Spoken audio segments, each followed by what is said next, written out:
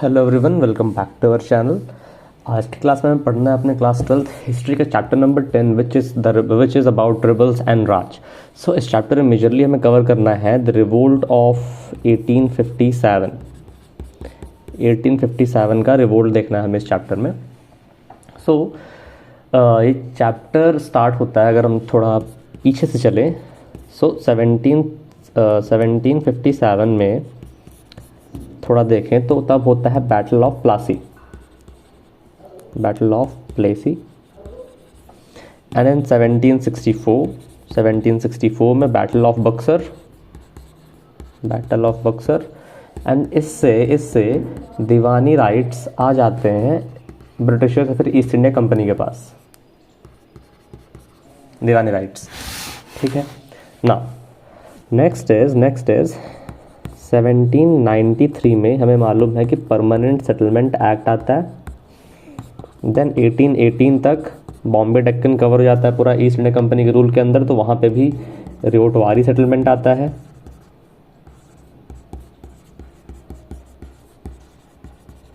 ठीक है। एंड एक चीज़ हमने और देखा था अबाउट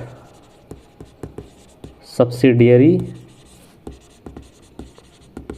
अलायंस, जिसमें होता ये था कि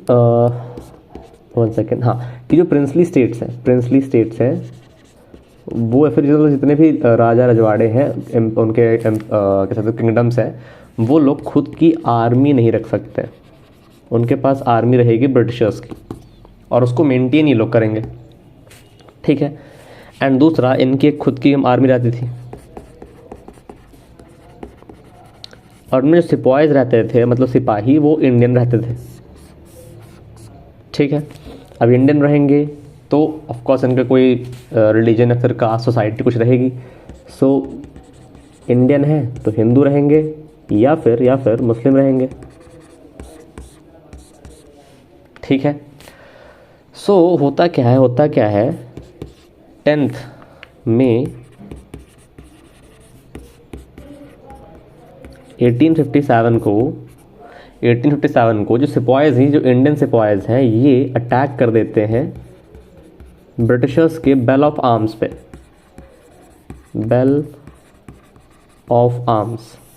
पे अटैक होता है इनका। एंड जितने भी ये लोग कह सकते हो कि ब्रिटन्स को देख रहे थे, मतलब अंग्रेज़ों को देख रहे थे, उनको ये लोग मार रहे थे। ठीक। गवर्नमेंट बिल्डिंग डिस्ट्रॉय कर रहे थे, टेलीग्राफ लाइन जिससे कांटेक्ट होता है एक स्टेशन से दूसरे स्टेशन में, उसको कट कर रहे थे। ठीक, ये सब चीज़ें कर रहे थे। तो 10th में से कह सकते हो ये रिवॉल्ट ऑफिशियली स्टार्ट होता है। ठीक। अब व्हाट आर द बैकग्राउंड्स क्या है इस रिवॉल्ट में? तो बैकग्राउंड्स ये है कि सबसे पहले इस टाइम पे एक न्यू राइफल कह सकते हो कि लॉन्च हुई थी, ऐसा कुछ। एंड इनमें जो कार्ट्रिज इनको पहले बाइट करना पड़ता था निकालने के लिए, उसको ऐसी रूमर्स फैले कि ये बना हुआ है with meat of cow and pigs. ठीक। सो अब ये आर्म्स तो इंडियन आर्मी के पास रहेंगे। इंडियन आर्मी मतलब कि जो इंडियन सिपाहीज थे ब्रिटिश आर्मी में, उनके पास रहेंगे। ठीक है। उनको ऑपरेट करना है। एंड हमने देखा कि वो जनरली या तो वो रहेंगे हिंदूज या तो वो रहेंगे मुस्लिम्स। तो जो हिंदूज होते हैं, हिंदूज में हमें मालूम है कि काऊ इज सेक्रेड, इसको सेक्रेड माना जाता है। मतलब और इस्लाम में या फिर मुसलमानों में जो पिग्स होते हैं, इनको कह सकते हो कि हेट किया जाता है, हेटेड, हराम हो सकते हैं, हराम कह सकते हैं शायद। तो इनको जनरली पसंद नहीं किया जाता है। ठीक। तो अब दोनों की, क्योंकि अब इनको दांत से निकालना पड़ता था ये चीज़, तो हिंदूज़ को लगा कि हमें अपने भगवान जिनके हम पूजा करते हैं, उनके मांस को, उनके चमड़ी को दांत से निकालना पड़ रहा है। तो वहाँ से उनके सेंटिमेंट सेट हुए। एंड मुसलमानों के हुए कि हमें पिग, जो कि बहुत ज़्यादा हेटेड एनिमल है हमारे लिए, उसके कह सकते हो कि उसका जो मीट है वो दांत से निकालना पड़ रहा, तो उनके सेंटिमेंट्स भी हिट हुए। तो इसके कारण इनके बीच में एक तरह से रिसेंटमेंट पैदा हुई, रिसेंटमेंट या फिर रीज। ठीक है। दूसरी चीज़ और भी अफवाहें फैल रही थी, लाइक कि जी 1 सेकेंड, कि इनको जो आटा मिलता है उसमें बोन डस्ट मिलाई जा रही, मतलब हड्डियों का चूरा मिलाया जा रहा है, जो कि इनका जो धर्म है उसको कह सकते हो डिस्ट्रॉय कर देगा, भ्रष्ट कर देगा। ठीक, इस तरह की और अफवाहें फैल रही थी। नाउ तो इसी कारण से म्यूटिनी स्टार्ट होती है, और 10th मई को कह सकते हो कि जितने भी सिपाहीज रहते हैं सब कोऑपरेट करके म्यूटिनी लॉन्च कर देते हैं। ठीक है। बेल ऑफ आर्म्स को कह सकते हो कि लूट लेते हैं, ट्रेजरी लूट लेते हैं, government buildings like jails, office records, courts, collectorates, इन सबको वो लोग अटैक करने लगते हैं। ठीक है। और दूसरा कह सकते हो कि इस समय पे इश्तिहार निकाले जाते थे, या फिर प्रोक्लेमेशंस निकाले जा रहे थे इन हिंदी, उर्दू, पर्शियन, जितनी भी लैंग्वेज उस टाइम पे कह सकते हो वाइड स्प्रेड थी, उनमें की जितनी पॉपुलेशन है वो सब यूनाइट हो जाए, unite and fight against the firangis मतलब कि ब्रिटिशर्स। ठीक है, पर्शियन टर्म है।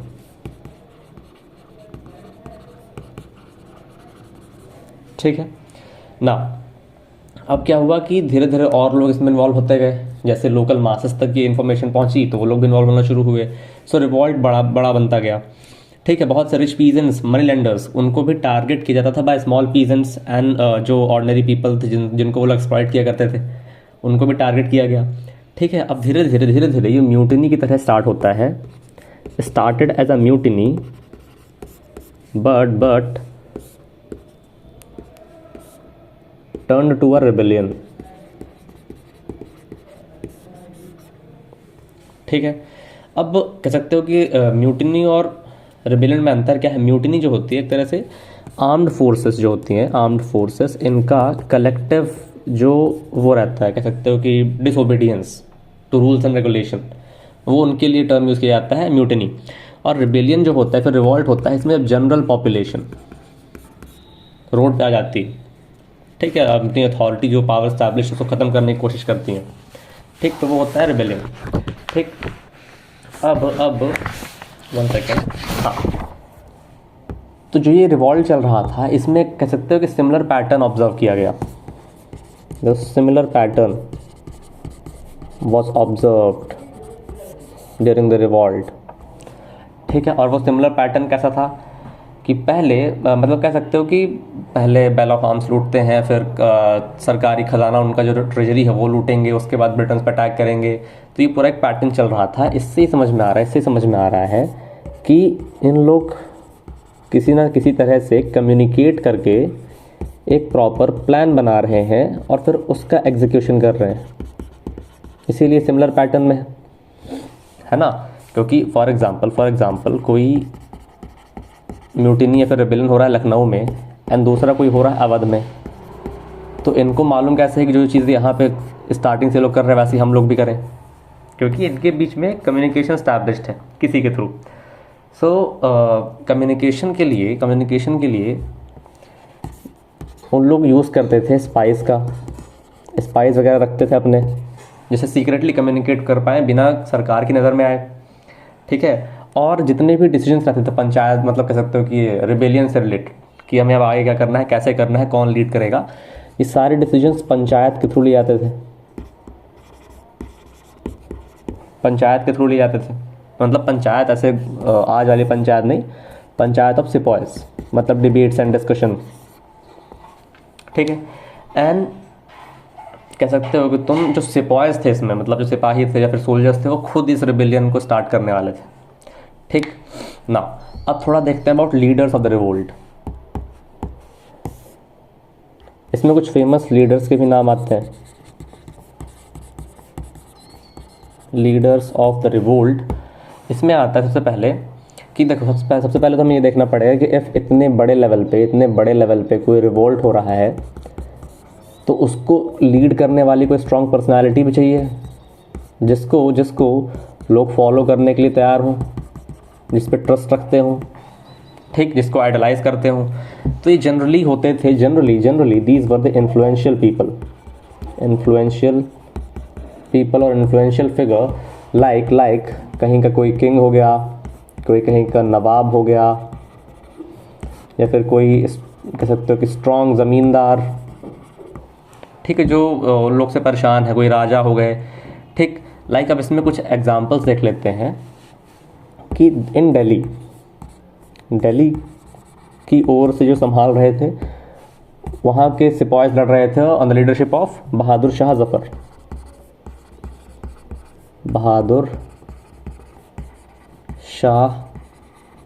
जफ़र, जो मुग़ल के लास्ट रूलर थे। एक्चुअली इनका मन नहीं था कि इस रिवोल्ट को सपोर्ट करने का इनका कोई वैसे मन नहीं था, बट बिकॉज ये इनको फोर्स किया गया, अंडर प्रेशर आ गई है, सो इनको एग्री करना पड़ा। क्योंकि जिस दिन रिवोल्ट हो उसके अगले दिन पूरा सिपाही मेरठ में रिवोल्ट स्टार्ट होता है, मेरठ से रिवोल्ट करके लाल किला पहुंच जाते हैं, ठीक है। और इनको ना चाहते हो कि उनको सपोर्ट करना पड़ता है, नहीं तो इनकी हालत ख़राब हो जाती, ठीक है। दूसरा कानपुर से लीड कर रहे थे नाना साहेब, ठीक है। देन झांसी से रानी लक्ष्मीबाई,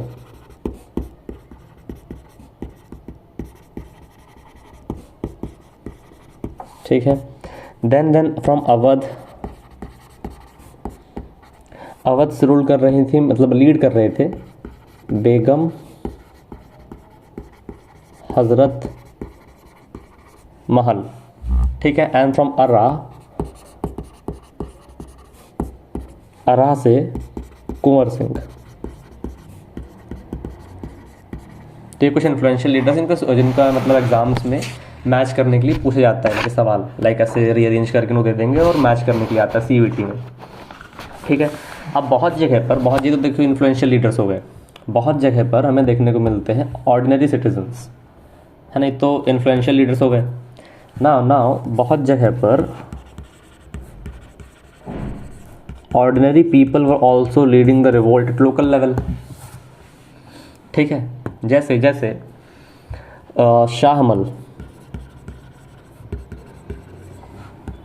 शाहमल ऑफ बरौत,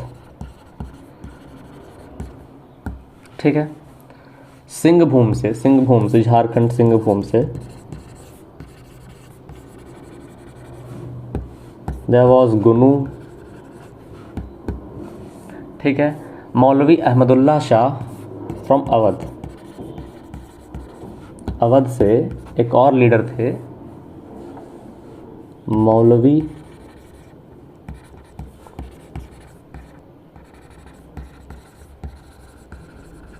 अहमदुल्ला शाह। इनके और भी नाम हैं, फेमस नेम, लाइक डंका शाह, क्योंकि जब भी आते थे कहीं पे एंट्री लेते तो वहाँ पे डंका वगैरह बजाए जाते थे, ठीक है। नाउ अब इनकी एक फेमस लड़ाई है, मौलवी अहमदुल्ला शाह की फेमस लड़ाई है, which is the battle of Chinhat, the battle of Chinhat. इसमें ये लीड करते हैं, है ना। एंड 30 जून 1857 में ये ब्रिटिशर्स को हरा देते हैं, ठीक है। और इनको लेकर बहुत लोगों की ये मानना था कि ये मिस्टिकल है, मरते नहीं, जहाँ पे कोई ऐसी सिचुएशन आती है वहाँ से बच के निकल जाते हैं, इनको कोई मार नहीं सकता एंड ऑल, ठीक है। नाउ अब ये जो रिवॉल्ट था, इसके इतने बड़े लेवल पे ऑर्गेनाइज होने का बहुत बड़ा रोल था ऑफ रूमर्स एंड प्रोफेसीज।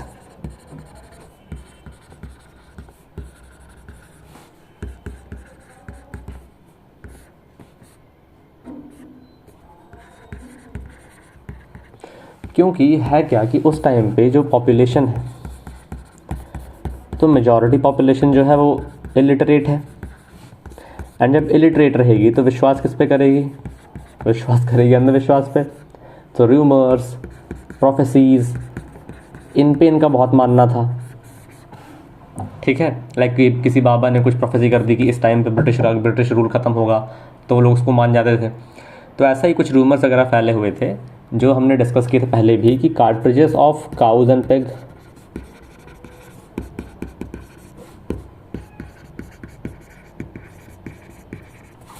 ठीक है। अगेन दूसरा था, 1 सेकेंड, हाँ, कि इन्हीं के बोन्स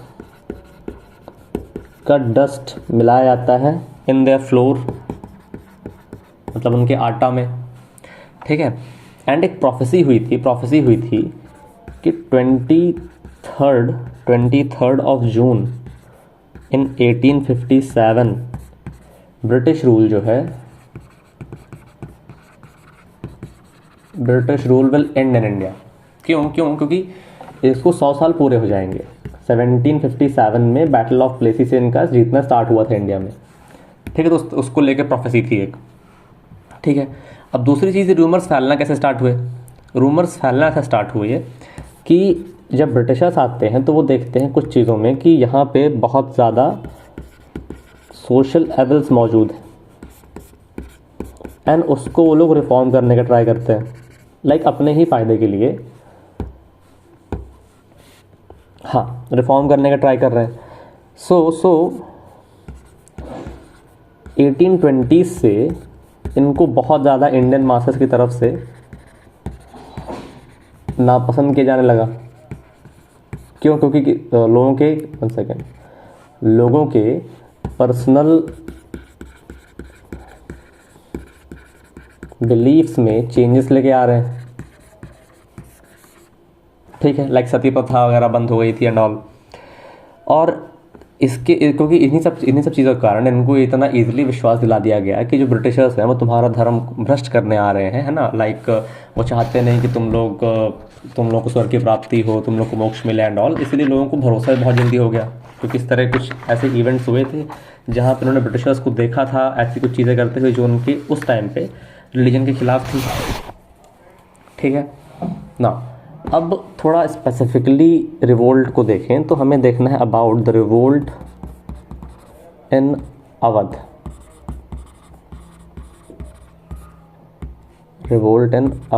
ना, वाई अवध? क्योंकि रिवोल्ट यहाँ पे सबसे लंबा चला था। 1 सेकेंड,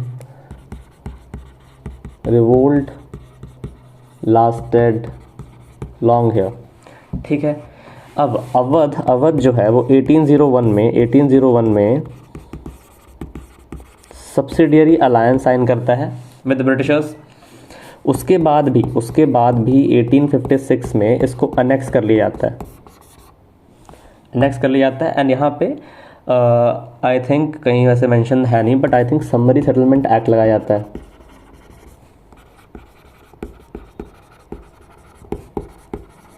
एंड यहाँ के जो उस टाइम पे नवाब थे, जो कि अकॉर्डिंग टू ब्रिटिश बहुत ज़्यादा अनपॉपुलर नवाब थे, उनको कोई पसंद नहीं करता था, बट इन एक्चुअल उनको लोग बहुत पसंद किया करते थे, है ना। इनका नाम था नवाब वाजिद अली शाह। सो इनको उन्होंने एग्जाइल कर दिया, ठीक है। और क्योंकि नवाब थे तो नवाब की कोर्ट्स भी चलती रही होंगी। अब कोर्ट्स में बहुत से कह सकते हो प्रोफेशनल लोगों को पैट्रोनेज मिलती है, जिनसे उनका घर परिवार चलता है, तो ना वो पैट्रोनेज भी ख़त्म।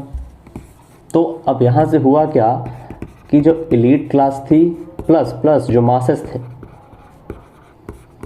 दोनों ट्रिगर हुए। एलीट क्लास का पैट्रोनेज छिन गया एंड मासेस की सेंटिमेंटल लगाव था उनके नवाब से, तो वो भी चला गया, ठीक। तो यहाँ पे बहुत कह सकते हो कि टोटल रिवॉल्यूशन स्टार्ट हो गया था अगेंस्ट ब्रिटिशर्स, ठीक है ना।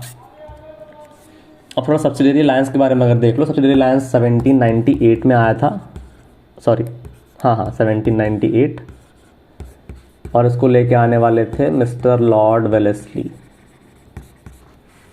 ठीक।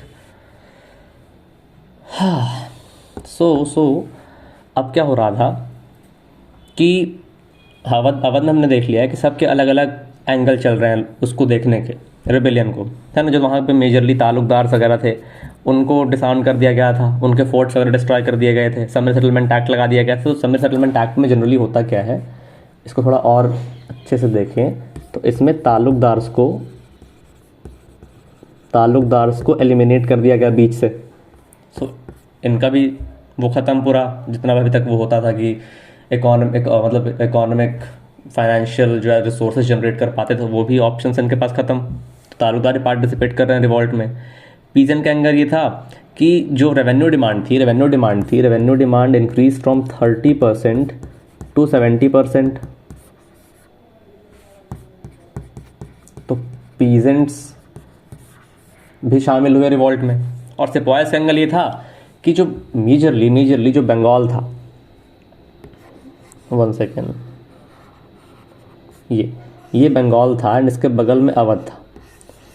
सो नॉर्थ इंडिया कह सकते हो कि तुम कि बहुत ज़्यादा जो जितने बंगाल आर्मी में सिपाही भर्ती हुए थे, ज़्यादातर उसमें से नॉर्थ इंडिया और अवध वगैरह से ही थे। ठीक। तो Awadh was nursery, it was called the nursery of the Bengal army. अब क्योंकि इनके साथ बहुत सारी चीज़ें हो रही हैं, गलत चीज़ें हो रही हैं, इनको रेशियली अब्यूज़ किया जा रहा है, इनको छुट्टियां नहीं दी जा रही हैं, तो यहाँ पे सिपाहीज भी अगेंस्ट में हो गए। सो अवध में हुआ क्या, अवध में 1 second, the taluqdars, the peasants and the sipahis सब के सब रिवोल्ट में शामिल हो रहे हैं। ठीक है, सबको ब्रिटिशर्स को भगाना है अपने देश से ना। अब इनका विजन क्या था? इनका विजन सिंपली ये था कि 1 सेकेंड, हाँ, सो विजन कह सकते हो ऑफ रेबल्स। सो सबसे पहले इसमें ये देखना पड़ेगा कि उस टाइम पे मेजॉरिटी पॉपुलेशन इलिटरेट है, उनको लिखना या फिर पढ़ना नहीं आता है। सो हमें इनके लिए कोई major sources, self written sources मिलते नहीं हैं, तो इसलिए इनके विजन का कोई क्लियर आइडिया नहीं मिल पाता है हमें। ठीक है, हमें जिससे भी आइडिया थोड़ा बहुत मिलता है वो मिलता है इनके प्रोक्लेमेशन से या फिर उनको कह सकते हो इनके इश्तिहार से। ठीक, तो इनके विजन में कुछ चीज़ें देखने को मिलती है हमें, लाइक वन वॉज यूनिटी। सो दे कह सकते हो propagated Hindu Muslim unity.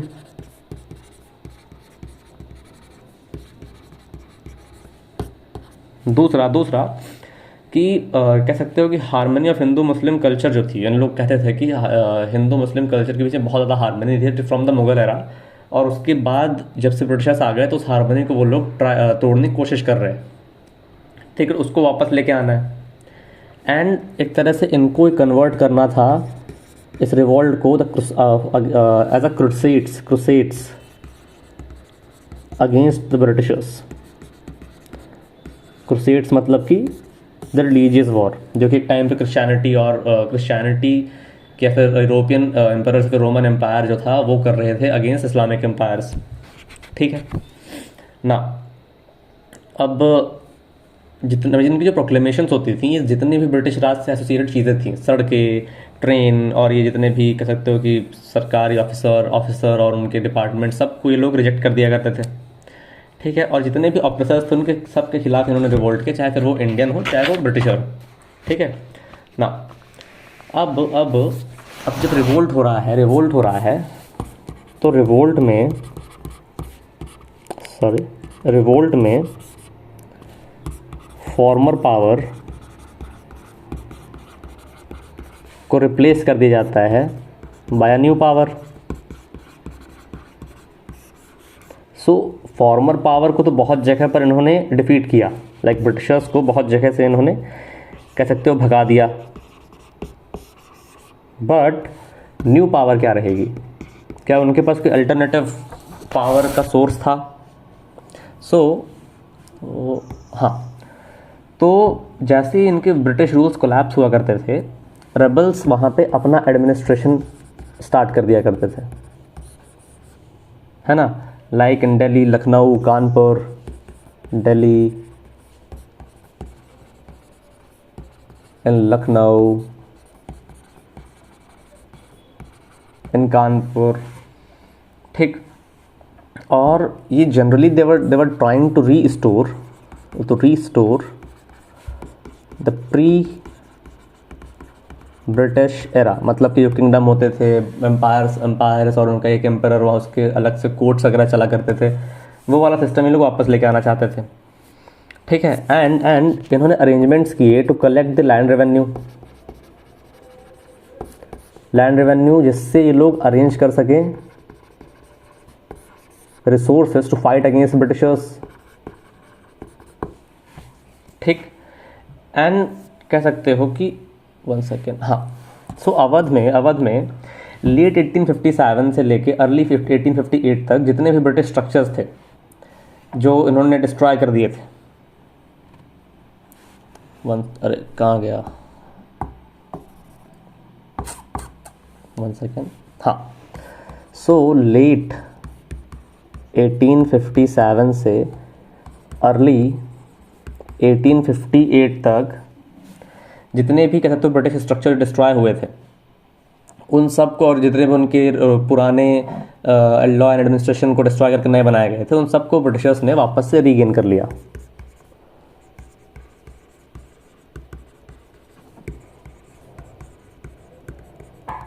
Regain by the Britishers, ठीक है, मतलब ब्रिटिशर्स उनको वापस जीत गए ना।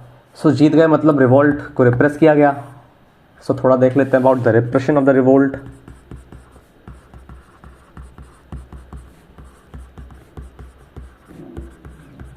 रिप्रेशन ऑफ द रिवोल्ट, ठीक है। तो till May and June 1857 Britishers जो थे फाइट बैक नहीं कर पा रहे थे, है ना। मई और जून की जहाँ तक बात है, जब शुरू में ये स्टार्ट हुआ, तो Britishers were not ready for it, तो वो फाइट बैक नहीं कर पा रहे थे, वो हार रहे थे हर जगह से और भाग रहे थे, ठीक है। एंड कह सकते हो मार्शल लॉ लगा दिया गया था पूरे नॉर्थ में, कि जितने से ब्रिटन्स को भी, मतलब कह सकते हो 1 सेकेंड, ब्रिटिशर्स ने एक्शन तो लिए थे, लाइक मार्शियल लॉ, जिसमें ब्रिटन्स के पास पावर थी कि वो किसी भी इंडियन को पनिश कर सकते थे बिना उसके खिलाफ कोई एविडेंस हुए या ना हुए, ठीक है। देन इसके बाद इन्होंने क्या किया, डबल अटैक लॉन्च किया, जिसमें से एक आर्मी जा रही थी फ्रॉम बंगाल एंड एक आर्मी जा रही थी फ्रॉम पंजाब, ठीक है। सो इसके बाद सितंबर 1857 तक, सितंबर मतलब 2-3 महीनों के अंदर Delhi was reconquered and Awadh was reconquered till 1858 March. And Awadh को रिकनकर करने में बहुत टाइम लगा, क्योंकि वहाँ के लोगों ने बहुत रेजिस्ट भी किया, ठीक है। अब ब्रिटिशर्स ने डिप्लोमेसी भी खेली। डिप्लोमेसी क्या थी इनकी डिप्लोमेसी? ये जो जितने भी लॉस्ट स्टेट्स थे, लैंड लॉर्ड्स वगैरह के, जो ब्रिटिशर्स फिर जिनके खिलाफ पीजेंट्स या फिर रिवोल्टर्स ने या फिर रिबेलियन कर रहे हैं उन लोगों ने वो किया था, अटैक कर दिया था उनको, और जितने भी ऐसे कोई लैंडलॉर्ड जो रिबेलियंस का साथ दे रहे हैं, उन सबको उन्होंने बुलाया और उनको कह सकते हो कि कुछ ऑफर्स प्रोवाइड किए उनके फेवर में, कि आपको लैंड वापस दिला देंगे, टैक्स वगैरह लेने की आपको छूट मिल जाएगी एंड ऑल, ठीक है। तो बहुत से लोग ब्रिटिशर्स के फेवर में हो गए, अपने ही लोग ब्रिटिशर्स के फेवर में हो गए, ठीक है। एंड कुछ जो एग्री नहीं कर रहे थे, 1 सेकेंड, जो एग्री नहीं कर रहे थे वो फिर रिवॉल्ट ख़त्म होने के बाद भाग जाते हैं नेपाल, लाइक नाना साहब नेपाल चले जाते हैं, ठीक है ना। Portrayal of the revolt. अब रिवॉल्ट तो हो गया, अब इसको दिखाया किस तरह जाता है हमें, और या फिर ब्रिटिशर्स को उनके कंट्री में कैसा बताया गया, वो देख लेते हैं। Portrayal of the revolt. So portrayal of revolt कुछ ऐसा था कि हमारे पास कोई ऐसा सोर्स है नहीं कि हम रिबल्स का व्यू देख पाएँ, क्योंकि हमें मालूम उतना कह सकते हो कि लिटरेट थे नहीं कि पढ़ लिख पाएँ, खुद के सोर्सेस लिखें। सो जनरली हम देखते हैं ये सब from the Britishers point of view, and जब ब्रिटिशर्स के पॉइंट ऑफ व्यू से देखेंगे, उनके जो डॉक्यूमेंट्स हैं, जो उन्होंने रिटन डॉक्यूमेंट प्रिपेयर किए हैं, लीगल कह सकते हो कि लीगल कंप्लेंट्स वगैरह जो प्रिपेयर की है, उनके अकॉर्डिंग हम देखेंगे तो हमें ब्रिटिश का पर्सपेक्टिव दिखेगा, जिसमें रिबल्स को बार्बर्स बताया जाएगा। ठीक, तो इसके लिए ब्रिटिशर्स के पॉइंट ऑफ व्यू से बहुत सारी पेंटिंग्स वगैरह ब्रिटेन में बनाई गई थी, like the relief of Lucknow एक हो गई, रिलीफ ऑफ लखनऊ, ठीक है, एक ये पेंटिंग हो गई। अब 1 सेकेंड, हाँ, रिलीफ ऑफ लखनऊ हो गई, और बहुत सी और भी पेंटिंग्स वगैरह बनाई जा रही थी, है ना, लाइक मिस व्हीलर थी, एक लिख दो यहाँ पे, मिस व्हीलर, और एक कुछ पेंटिंग्स में दिखाया जा रहा है कि कैसे सिपॉयज़ को एक जगह पर ले जाया जा रहा है, जो फिर रिबेलियन कर रहे थे उनको एक जगह पर ले जाया जा रहा है, और उनको फिर वहाँ पे तोप से बांध के उड़ाया जा रहा है। ठीक, ये सब चीज़ें दिखाई जा रही हैं। दूसरा एक दिखाया जा रहा था मॉकरी ऑफ क्लेमेंसी। तो लॉर्ड क्लेमेंसी जो कह रहे थे कि हम इंडियन लोगों के साथ थोड़ा पीसफुली बात करके नेगोशिएट करते हैं, जिससे आगे चलो कभी रिवोल्ट ना करें, तो इसको एज अ नेगेटिव दिखाया जा रहा था बाय द ब्रिटिश पेंटर्स। ठीक है, जिससे कोई इनको सपोर्ट ना करे और हमें एक अधिकार मिल जाए वहाँ के लोगों को सप्रेस करने का। हाँ, लाइक क्यों होता क्या था कि ब्रिटेन में तो लोग पढ़े लिखे हैं ना, ब्रिटेन में तो पढ़े लिखे लोग हैं।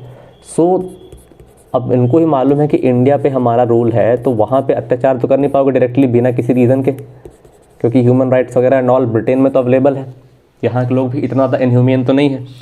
सो इनको पहले ये एक्सेप्ट कराया गया कि इंडिया में ब्रिटिशर्स के साथ बहुत गलत हो रहा है इन सब पेंटिंग्स के थ्रू। उसके बाद जब इनकी एक्सेप्टेंस मिल गई, देन ब्रिटिशर्स ने रिप्रेशन स्टार्ट किया, तो लोगों को मारना स्टार्ट किया, तो अब कोई आवाज़ नहीं उठाएगा। ठीक है, ये तो ब्रिटिश पॉइंट ऑफ व्यू हो गया। बट आगे चल के लाइक धीरे धीरे नेशनलिस्ट मूवमेंट वापस से स्टार्ट होता है, तो बहुत से नेशनलिस्ट्स अपना पॉइंट ऑफ व्यू रखते हैं इसको लेकर। ठीक है, नेशनलिस्ट अपना पॉइंट ऑफ व्यू रखते हैं, जिसमें इनको एज अ फ्रीडम फाइटर्स बताया गया, freedom fighters, and they praised their heroism, inspiration लेने की बात हुई। और revolt of 1857 was considered the first war of independence। ठीक है, so this was our complete chapter. हम मिलते हैं अगले चैप्टर में। Thank you.